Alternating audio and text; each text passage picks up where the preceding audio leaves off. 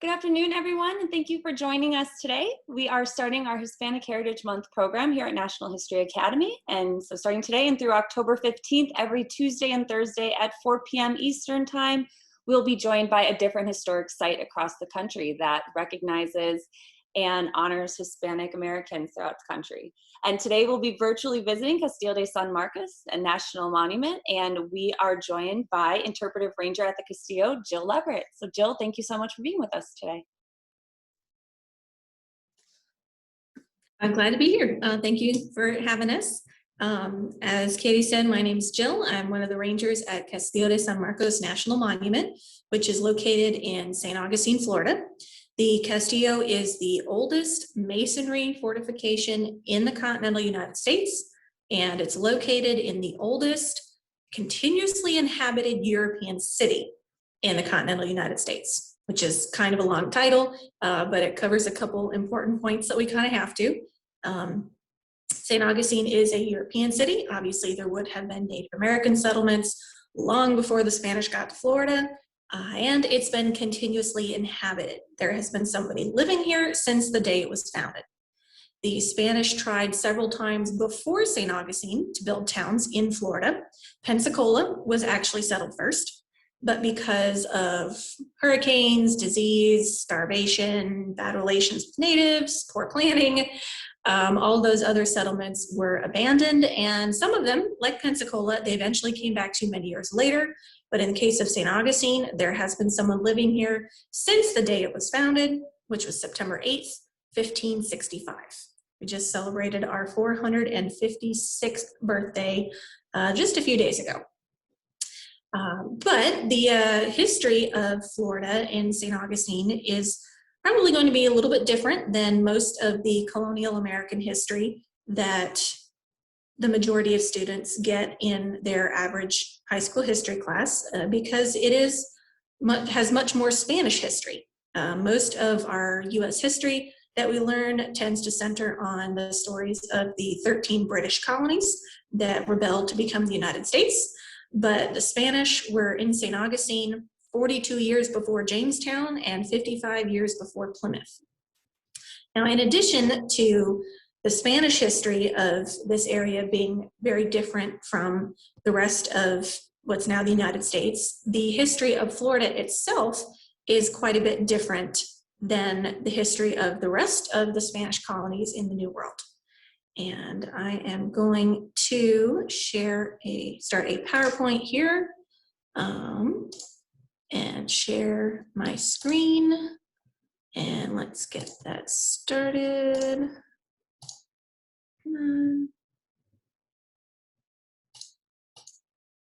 There we go. So most of your average history textbooks and classes will touch on a lot of different Spanish explorers, some of whose signatures you can see on the screen there. So most of us become familiar with the names Christopher Columbus, Juan Ponce de Leon, Hernan Cortez, De Soto, Pizarro, Balboa. And those explorers / conquistadors were primarily concerned with gathering wealth to send back to Spain and with spreading Catholicism in the Spanish Empire. So most of us learn about the conquest of the Aztecs and the Incas and all the gold and silver that the Spanish plundered, the native populations that were enslaved, and how that added to the wealth of Spain. But Florida tends to get left out of this part of American history because Florida's story is very different. Now, they try for Florida to be like the other colonies. They were hoping for it to be a production colony where they could find wealth like gold and silver and jewels and pearls. Juan Ponce de Leon is the first European to lay claim to Florida. He lands here in 1513, claims it for Spain. And on the same trip, he discovers the Gulf Stream, which is a current in the ocean that comes up from the Gulf, goes up the East Coast to about the Carolinas, and then crosses the Atlantic back to Europe. You can see the NASA image there with the different water temperatures and the different colors. That kind of shows you where the current flows. And then there's a map drawn by Ben Franklin from the 1760s showing their understanding at the time of the Gulf Stream.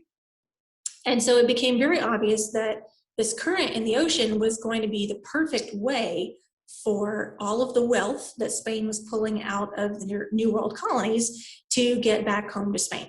If you could make it to Cuba, stop in Havana to get supplies, and then get onto that Gulf Stream, even if you didn't have much wind, as long as you stayed in that current, you would chug along at a couple of knots. So that made the coast of Florida and Georgia and the Carolinas an ideal place for Spain's enemies to hang out and run out and attack those treasure fleets.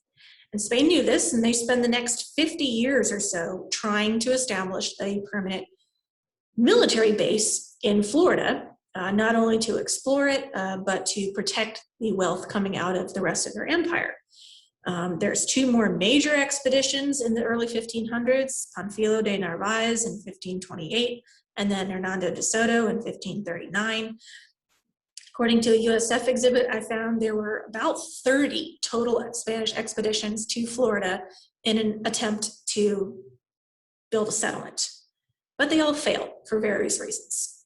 And eventually Spain says, all right, forget it. We're losing too much. Let's just focus on the rest of the empire, and we'll still claim Florida, but we're going to give up on settling it for now, until the 1560s, when a group of French Protestants known as Huguenots left France due to religious conflict. And there had also been a decision in France to settle, and that France needed a New World colony as well. And they kind of thought, well, maybe we can kill two birds with one stone by settling a colony in the New World that could also be a refuge for these French Protestants. And so there's a leader named Jean Ribault who arrives in Florida in 1562 and comes ashore around the mouth of the St. Johns River, which is present-day Jacksonville.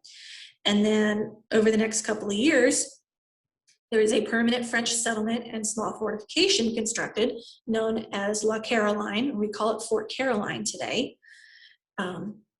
That is an artist's rendering of what we think Fort Caroline might have looked like, that little triangle-shaped fort. Right below it is the National Park Service address for the Fort Caroline website, if anybody's interested in learning more about Fort Caroline. Conditions at Fort Caroline were not great.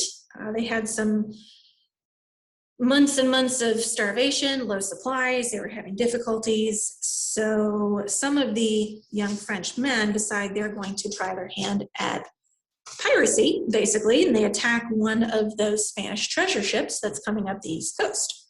And that's how the King of Spain finds out they're there. So Spain sends Pedro Menendez de Avilés, whose portrait's up there in black and white, over here to Florida with about 800 soldiers and settlers, with the assignment to build a settlement and kick out the French. Now, when he gets to Florida in September of 1565, he sails up to the mouth of the St. Johns River.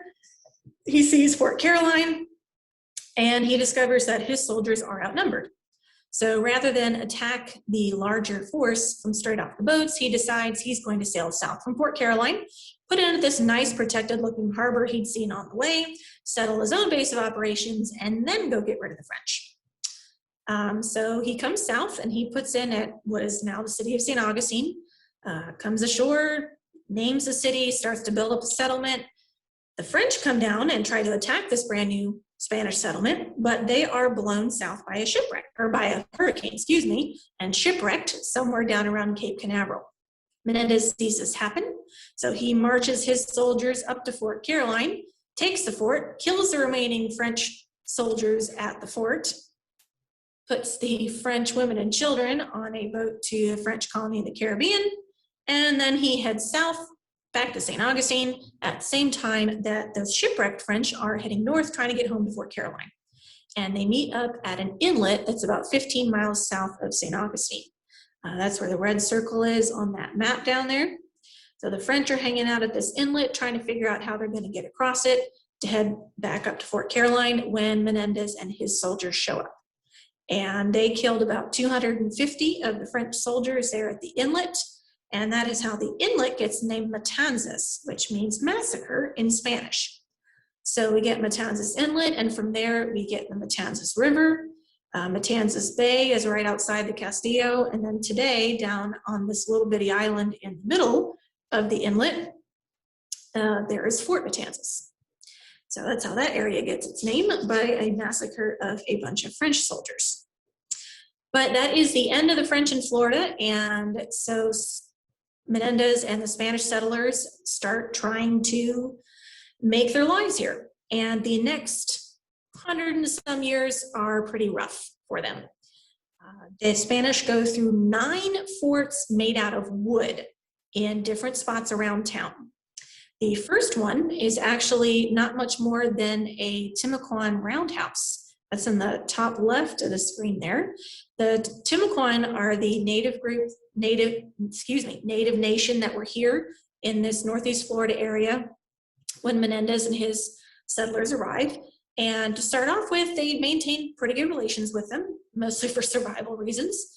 And the chief of the Siloy village here in the St. Augustine area offered the Spanish the large roundhouse, which is kind of where the whole community can gather, as a place for them to stay. And they fortified it with a little moat and a little palisade, log palisade, kind of a wall around it. But about 8 months later, the Spanish had somehow managed to make the natives unhappy with them. And so the Timucuan attacked, burned down the roundhouse, and kind of drove the Spanish out of that area. So they moved over to one of the barrier islands, built a couple of forts over there, and then they came back to the mainland. And we've got fort number 6 here in kind of top center. That one was doing okay until an English pirate, or technically a privateer, because he had a letter of marque from the Queen of England saying he was allowed to attack England's enemies and steal things from them as long as he gave a percentage to the crown. That's kind of the difference between a privateer and a pirate. Privateer has a letter of marque that says he's allowed to do that. But it's Sir Francis Drake who attacked St. Augustine in 1586. He raids the town, steals a bunch of money, burns down the town and the wooden fort. So he's burning down fort number 6. We got drawings of fort number 7 and 8 up here as well. They went through several different designs, but one of the consistent things here in Florida is that we have to deal with rot and mold and mildew and termites and floods and hurricanes. And back then, Native American attacks, pirate attacks, and wooden buildings just don't last very long. So the forts either burned or rotted away or their foundations were washed out by the sea. But eventually, after another pirate attack in 1668, another English pirate, the people of St. Augustine finally convinced the Queen of Spain that they really need a more permanent fortification here in St. Augustine if they are going to be able to protect their community and the soldiers who live here, whose purpose is to protect all that wealth coming out of the rest of the New World colonies. So they start construction on Castillo de San Marcos on October 2nd, 1672. The labor force that built the Castillo was a very wide range of people. Not only did you have professional engineers and stonemasons and carpenters to design and do the brain work of building the fort, but you had representatives from 3 area native nations: the Timucuan from the Northeast Florida area, the Guale from Southeast Georgia, and the Appalachee from out in the Panhandle, sort of Tallahassee area. They were paid a very small amount of money and they were fed, but it was kind of mandatory service on this construction project. So it was not a positive experience for the native nations in the area helping build the fort. It was a very intense labor of a style that they were not accustomed to. There was a lot of quarrying of stone and gathering oyster shells and burning oyster shells to make lime for the mortar. You had professional lime burners and professional stonemasons. You had a very small number of enslaved Africans belonging to the Spanish crown, only about 20 or so. St. Augustine was not a wealthy colony, and it did not have a large plantation economy like some of the other colonies did. So large-scale slavery was not practiced in the Florida colony, but there were a small number of enslaved Africans held by the Spanish crown who helped build the fort. And you also had free Africans who helped build it, people who had been formerly enslaved in the English colonies. As early as the 1690s, the King of Spain had declared that if enslaved people in English colonies made their way to Spanish territory, as long as they became Catholic, swore loyalty to the King of Spain, and the men joined a militia to help defend that territory, they could be free Spanish citizens. And so there were a lot that came down from the Virginia colony, the Carolina colonies, what later became the Georgia colony in the 1730s, seeking freedom in Spanish Florida. And when they got here, they were granted it. So there's a very, very wide range of people who were working on building the fort. Now, this is a really cool map that shows just how many of those native communities were throughout North Florida. St. Augustine is over here. You got the St. Johns River, which does not connect to Lake Okeechobee, but they didn't really know that in 1683. For context, this is about 10 years into the construction of the Castillo. So you've got all of these missions that the Spanish created throughout Florida to bring Catholicism to the natives. And at these missions, this is where they were recruiting. Conscripting might be the right word, the native labor forces that were helping to build the fort.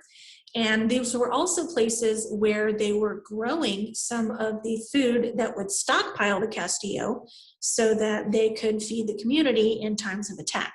They had massive cornfields at these missions and pueblos throughout Florida. And that corn would be sent back to St. Augustine and stockpiled at the fort in case of a siege. Now, as I said, they started building in 1672. They called the fort finished in 1695. But it would have looked very different than the fort does today. The map here in the top left is how the fort would have looked when it was first completed in the 1690s. Very large courtyard in the middle, smaller rooms for storing the supplies. And the courtyard needed to be large because the Castillo is where the entire town could fall back to for safety if they came under attack. And it was finished just in time for that to happen. The first major attack on St. Augustine and the completed Castillo happens in 1702. The English come down from Charleston with 12 to 1,500 attackers. Everybody's accounts are a little bit different as to how many people the English brought with them when they attacked. But among those numbers were 500 to 600 Yamasee allies. That's a native nation from the Carolina areas. And any of the soldiers, or more likely the officers, or even the crown who held slaves at that time, would also bring those along for the fighting. Measure that up against St. Augustine's defense force, which was not even 400 people total. They had, you can see the numbers there, less than 200 enlisted, regular army, a couple of militia, both white Europeans, natives, and free black militia. And then you also had the entire population of St. Augustine, which included soldiers, civilians, free and enslaved Africans, and any of the Christianized natives in the area. They packed up and moved into the fort and were inside for 51 days. Very close quarters, very hard on the supplies. It got down to about quarter rations inside the fort. The Spanish maybe could have lasted another week before they were going to have to give up. But fortunately, they were able to get word out to Cuba that they were under attack. and from Havana, supplies and reinforcements were sent. The Spanish get reinforcements first, which means the English are now going to be the first ones to run out of food, which means they lose. That is siege warfare in a nutshell. You cut off each other's supply lines and see who starves first. So eventually the English have to pack up and go home, but they are kind of sore losers. And before they leave, they burn the city of St. Augustine to the ground. Now, this is not the first community they had destroyed as part of the 1702 siege. As they had been coming down from Charleston on the way here, they would destroy any Spanish missions and outposts, little fortifications and settlements on their way. And then the English continued to raid and destroy native towns throughout the Southeast for years after that. Now, after that siege is over, the Spanish realize that they need more storage space in the fort to store more supplies to outlast a longer attack, and they really don't want their town to get burned down again. So they figure it's time to fortify the entire city and build a wall around it. So they start changing the design of the fort in the 1730s. The bottom left here, you can see an overlay of the original outline of the fort's rooms with the larger courtyard. And then the darker outline is the way the rooms look currently. That work was done in the 1730s and the 1750s. They started with the eastern side of the fort, and they were renovating, which is the side facing the water.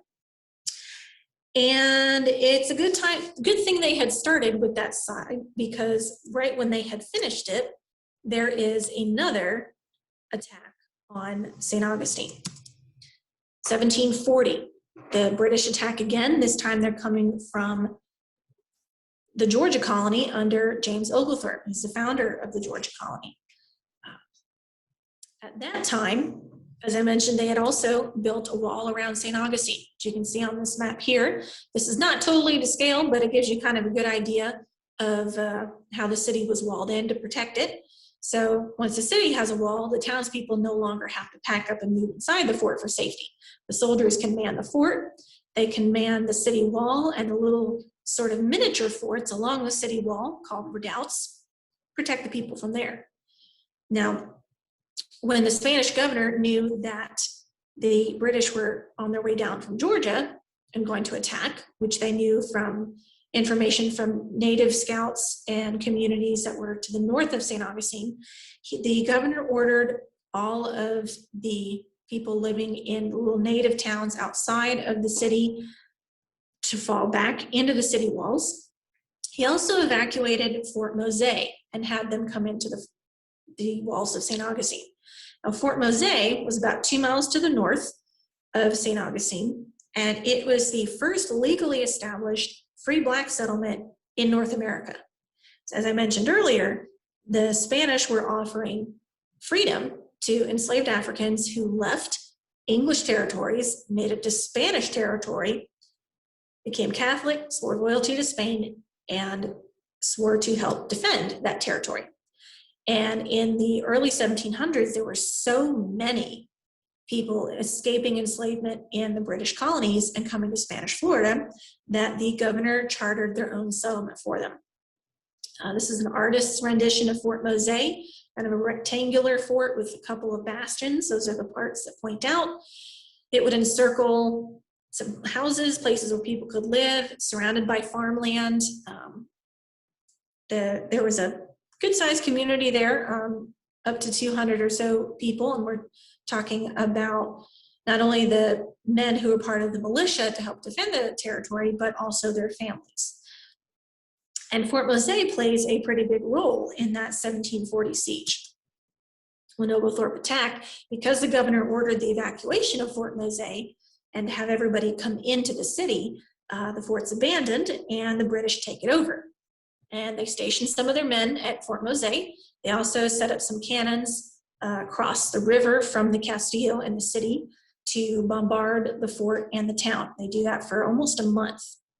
Now, the men who were stationed at Fort Mosaic were supposed to be moving around every night, camping in a new place, and trying to get their mortars close enough to the Castillo to lob explosive shells up and over the wall and into the building. But they decided they were comfortable at Fort Mosaic, and so they kept going back to Mosaic and camping there every night. And the Spanish figured that out, which is why they were able to ambush the British troops at Mosaic. It was only 2 days after the bombardment had started. So we had, as you can see here, 200 infantry and cavalry, 60 convicts who were fighting, 20 natives from some of the militia, and 20 of the free Africans from the Mosaic militia, who went and retook Mosaic. Major casualties on the British side. 70 or more killed, 30 or more taken prisoner during the battle at Mosaic. The numbers are a little fuzzy. Everybody's account is a little bit different. But whoever's left from those British troops have to fall back to the other encampments on the island. And it's a major blow to the British morale. Really turns the siege around in favor of the Spanish. And a few weeks later, they do get reinforcements and supplies coming up from Cuba, at which point the British have to retreat, because again, that is siege warfare. If you're going to be the first one to run out of food and gunpowder, that means that you lose. So the British pack up and go home. The Spanish go back to finishing their renovations on the Castillo. All of the rooms, the way they are today, kind of the upgraded version of the fort, is finished in 1756, which is just about in time for the French and Indian War, also known as the 7 Years' War. It's almost the First World War. There's a lot of different players involved in this conflict. It's mainly the English colonies and the French colonies fighting over territory. It's known as the French and Indian War because there were native allies on both sides. Towards the end of the war, Spain comes in on the side of the French. They've traditionally been allies. They're both Catholic countries. Their royal houses intermarried quite a few times. That turns out to be the losing side. Almost immediately after Spain joined the conflict, the British captured Havana, Cuba, and Manila in the Philippines. At the end of the war, the Spanish decide they need Havana and Manila far more than they need anything in Florida, so they trade. The British get Florida and Spain gets Havana and Manila back. So with these two maps, you can see how the territories change. The one towards the top, you have your English colonies, your French colonies, and Spanish, and then you can see how much territory the British gain at the end of the war in 1763. The Spanish do get some territory out to the west of the Mississippi, but there are some sort of complicated under-the-table treaties that get them some of those territories. But what it boils down to for Spanish Florida is now we're British Florida. And the treaty that ends the French and Indian War in 1763, part of the provisions of that treaty that transfer Florida to the British guarantee that any of the Spanish citizens who stay will be secure in their property and in their Catholic religion. They won't be forced to convert to Protestantism. They won't have their land and their homes confiscated or anything. But nobody wants to stay. You know, the Spanish and the English have been fighting for centuries. Nobody wants to stay and be neighbors with the people that they have been fighting for so long. So in 1763, Florida starts getting evacuated. And these are some statistics from January of 64. For the 10 months of the evacuation, over 3,000 people leave St. Augustine, leave Spanish Florida. And St. Augustine is just about all there is to Spanish Florida in the 1760s. There's some outlying communities, but everybody, the military and their families, you had the Christianized natives from the areas, free Africans, pardos here is an old word for mulatto or mixed European and African descent. Enslaved people held by the crown, held by private citizens. All these people pack up and leave. they go to Cuba. This is including the Fort Mosaic community. That would be the free Africans, because nobody wants to stay behind. There's maybe half a dozen Spanish young men who stay behind, kind of keep an eye on things. But Spanish Florida is practically evacuated by the end of 1764. And then you have the British citizens coming in. So, as I said before, Spanish colonial history is very different from the colonial history of the rest of what is now the United States. And it's different from the rest of the Spanish colonial history as well, in that it was not a production colony. They're not getting millions of dollars in gold and silver and jewels and pearls out of Spanish Florida. We're here solely to protect those treasure fleets coming up the East Coast. And Florida's unique also in the sense that it gets a second Spanish period. Florida's only British for about 20 years, because at the end of the American Revolution, it gets traded back to Spain. So our second Spanish period starts in 1784, and Florida stays in Spanish hands all the way until 1821. And there's a peacetime treaty that hands Florida over to the United States, in exchange for which the US government agrees to pay about $5 million of Spain's debt to other people. So we basically bought Florida for $5 million. So quite different from the rest of colonial US history. So I'm gonna stop that screen share there. Maybe Katie can tell me if it's working properly and has the camera back on there. So now would be a great time for questions, I guess. If there's anything specific that folks want to know more about, specific questions about the Castillo itself, St. Augustine, Florida history. I like to answer questions, so. Perfect. Yeah, Jill, we have a bunch. Just first of all, we did have a comment. Is there an email you're willing to share if people wanted to reach out or learn more? Yep. Yeah, it's my name. It's Jill_Leverett. I don't know if y'all can see my name on the. We can add it to the chat. Yeah. So Jill. So yeah, Jill_Leverett at NPS, like National Park Service.gov. And the Castillo website, which has a ton of good information on it. Lots of history stories. We have a really, really cool virtual tour of the fort. That's nps.gov/CASA. Perfect. Thank you. What was the relationship, or how was the relationship of the 17th and 18th century Spanish colonists towards the first people relative to how the English and French colonists treated them? In Florida, it was very different. So I'd say mostly for survival purposes, the Spanish tried to maintain good relations with the native nations in the Florida colony.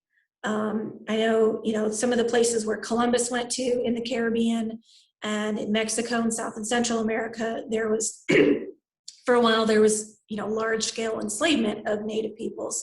But in Florida, the Spanish maintained pretty good relations with them so that their very small community here could survive. I think I mentioned they had a pretty extensive mission system throughout the Southeast, because part of their assignment basically here in the New World is to spread Catholicism. And when the Spanish pack up and leave in 1763, pretty much all that's left of the Timucuan in this area, and I think also the Appalachee out towards the Panhandle, they've been so thoroughly integrated into Spanish society that they're also backing up and leaving. Now, by the early 1700s, when you have more of those English colonies being established, and you have more of the English attitude of, we want this land, get off of it. A lot of those native nations that were being pushed off the English colonies, many of them from the Southeast, kind of funneled down into Florida and started banding together, along with the prehistoric Florida peoples, that were here for the thousands of years before the Spanish, before any of the Europeans arrived in the New World. And all of these different native nations that are coming together and kind of banding together in Florida are who eventually become known as the Seminole. There's a lot of historian debate about where exactly the term Seminole comes from. A lot will agree that it comes from a Spanish word that meant runaway. But the Seminole are a relatively newer native nation here in Florida that's formed from people from all throughout the Southeast and Florida who are banding together, along with quite a few Africans escaping enslavement in the English colonies. So the Seminole are a very diverse people. And the Spanish, again, tried to maintain pretty good relations with them, especially during our second Spanish period. They actually play a pretty big role in driving out and attacking American force in 1812, some of the Seminole allies that the Spanish had here in Florida. So for the most part, in colonial Florida, the Spanish tried to maintain good relations with the various native nations that have been here over the centuries, primarily for survival purposes. And that kind of goes into this next question. Just mention how, this is from the chat, in the 18th century Puerto Rico, there were, this person's memory serves correctly, 17 different classifications of society defined by a mixture of European, African, and Native populations. Was there a similar societal order in Florida? Likely. Unfortunately, the records for Spanish Florida, especially pre-Revolutionary War, are not nearly as good as the ones from Mexico, from Puerto Rico, from Cuba.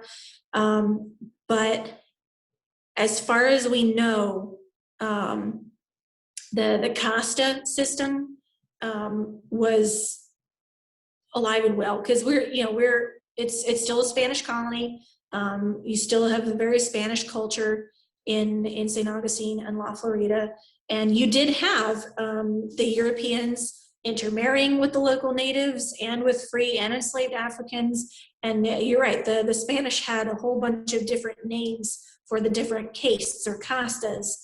And if you ever want to delve into that, casta paintings are fascinating.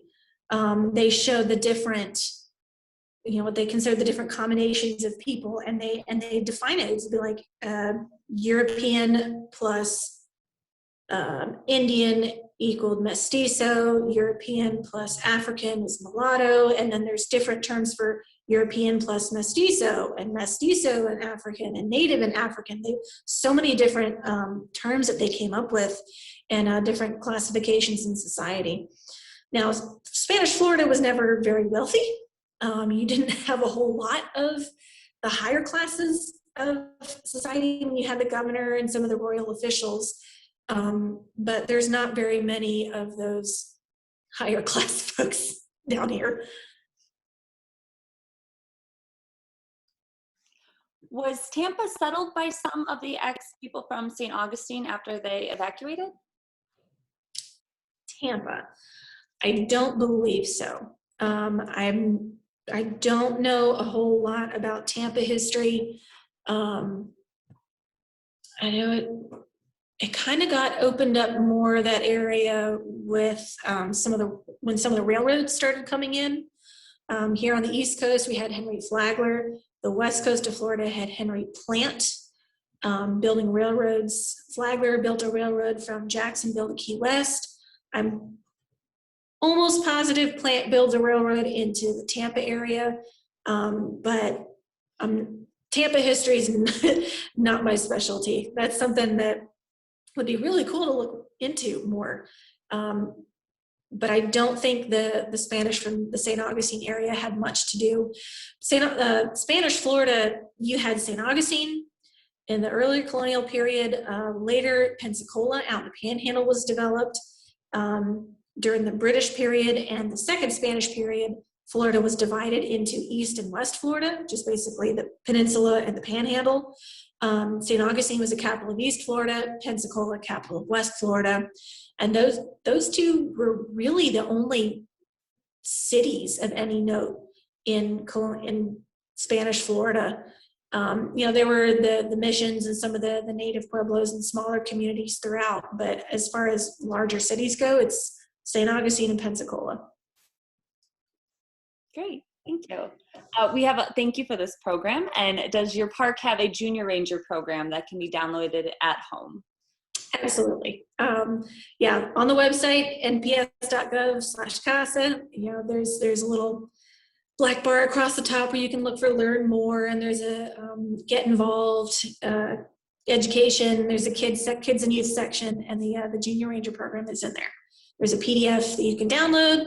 There's an address in it. You can mail it to the park and we send it back with a badge, or you can even email it, and then we can mail the badges and patches out.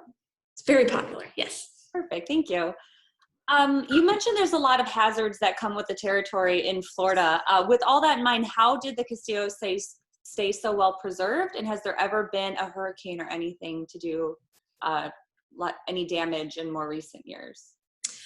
So there has always been the Castillo has always had someone there to take care of it, whether in a military capacity or a preservation capacity. It goes from Spanish military to British military, back to Spanish military, then to the U.S. Army. It's decommissioned by the Army in 1900, but they maintain a caretaker here. They also allow the St. Augustine Historical Society to do tours and have a museum and take care of it. And then the Park Service takes over in the 1930s. So the fort has always had somebody actively taking care of it, which makes a big difference. It was never abandoned and left to fall apart or anything. And it is a constant maintenance project. We have a lot of historic sites and buildings will have something called a historic structure report. Ours was done in the 1970s and 80s. It is a document that there's 2 volumes that are about that thick each. And basically the historians found every piece of research they could possibly find relating to the construction of and work on the building itself. And if there's one thing that is consistent across all of the centuries this fort has been around, through all of the different people who have held it, it's that they are constantly working on it. There was always complaints about the gun deck leaking and water dripping into the rooms downstairs. It's always been damp and humid, but yeah, it is a constant maintenance project. The last time St. Augustine got a direct hit from a hurricane was in 1964 with Hurricane Dora. It holds up pretty well. The water, the stone the fort's made out of is called coquina, and it's very porous. So it does take water damage and plant damage and people damage pretty seriously. And there are some of the finer details on the fort that have been weathered over the years. There's a coat of arms over the entrance that used to have a dedication. It had text underneath the coat of arms. You can only read about 1/3 of that text now. And a lot of that was worn down by the 2004 and 2005 hurricanes that crisscrossed all through Florida those 2 summers. You mentioned how American history tends to focus more on areas such as Jamestown or Plymouth, well, colonial history, instead of St. Augustine. Why do you think that is? Because the United States is formed from 13 British colonies that rebelled to become the United States. And for the most part, it's British colonies or English-speaking colonies that are then incorporated into the United States. So it's all about those 13 original colonies. And we'll take one more question before we go for the day. What is your personal favorite thing at the site to see or do?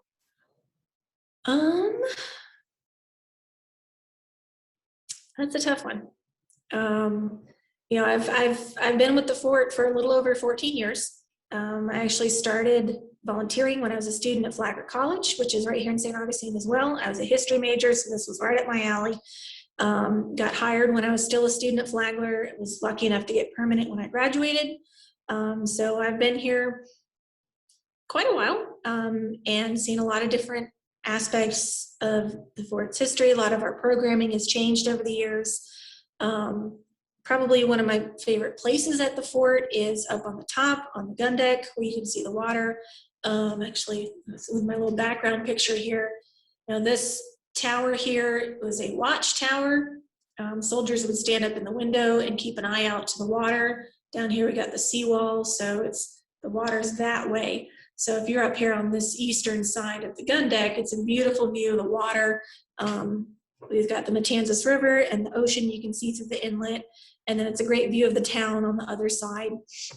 So the views from the gun deck, especially when it's nice and breezy and not too hot up there, are probably the best part. And then one of these days when we get back to a perfect non-COVID world, we'll be able to get back to things like our living history presentations and various ranger programs and stuff, which is always the more fun for us as staff when we get to do programs like this and talk to visitors and give the history and answer questions and stuff like that. So that's great to hear, and it looks to be a beautiful site. And a personal question, once everything's up and running again and hopefully back to normal, when would you say is the best time to visit? So we get a little bit of a downtime off season in the last couple weeks of August and then September, not including Labor Day weekend. Honestly, I always tell people if you can avoid the holidays, any of them, whether it's spring break, Easter weekend, Memorial Day weekend, Labor Day weekend, even Columbus Day weekend, basically anytime kids are out of school. St. Augustine is a very popular destination for family vacations. So our town gets extremely busy anytime kids are out of school. Thanksgiving weekend is nuts. Christmas to New Year's is the busiest week of the entire year. But we usually get a break late August when kids start going back to school. September and even through October is usually very quiet. And then like February, late January and into February, it can be cold. It's Florida, but I always tell people it's North Florida. It's still humid, but that makes the cold feel even worse somehow, that damp cold. So bundle up if you're going to come in January or February, but crowds tend to be lesser that time of the year. Right, good to know. And thank you so much, Jill, for sharing your site with us and teaching us a bit more about a sometimes overlooked aspect of American history. You're very welcome. And thank you all at home for joining us today. We'll see you next week when we continue our Hispanic Heritage Month program. We'll be back on Tuesday, September 21st at 4 p.m. Eastern Time as we virtually visit with the National Historic Trails. Everyone, thank you again and have a wonderful rest of your day.